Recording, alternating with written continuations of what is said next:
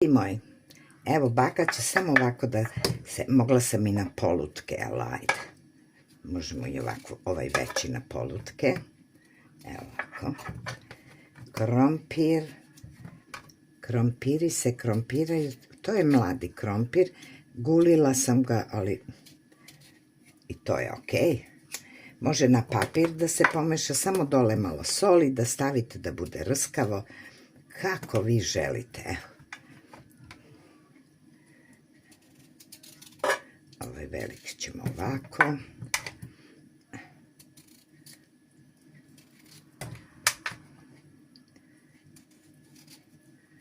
Uopšte nema problema. Kako vi želite da vam bude servirano, vi tako spremajte. Eto.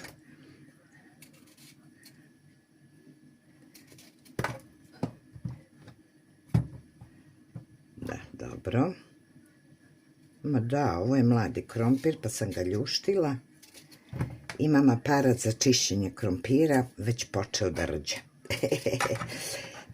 Mnogo sam ga pa koristila 2-3 godine, kad je bilo u modi. Eto tako. Sad ćemo da dodamo ovde. Evo sad ćete da vidite, evo još 2 krompirića da isečemo.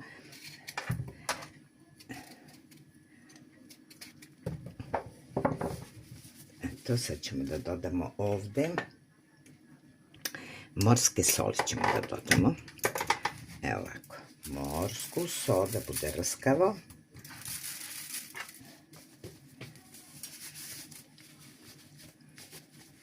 Moram ovako. Dodat ćemo dimljenu alevu papriku. Morski sol i dimljenu alevu papriku. Da. Dimljenu alevu papriku.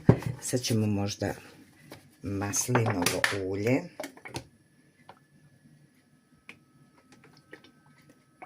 Maslinovo ulje.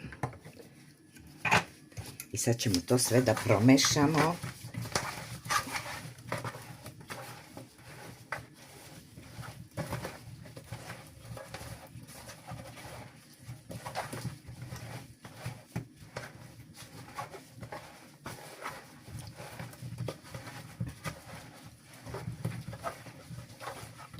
Evo ovaj nisam isekla, ali to.